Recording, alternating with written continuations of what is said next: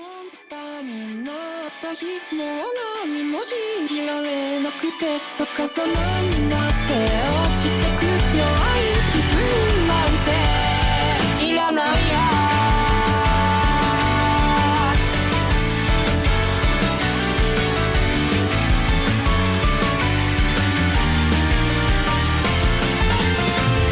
午前3時ずっと目が覚めたまるで闇の中に閉じ込められたみたいだ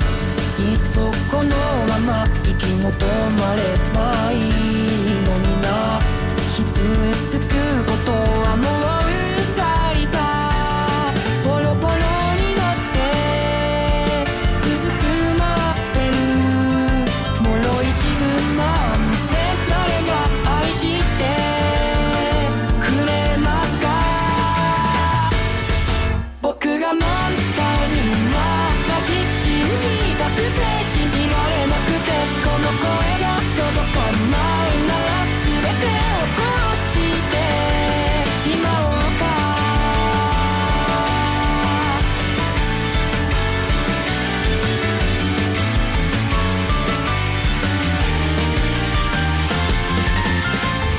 いつの間にか僕の体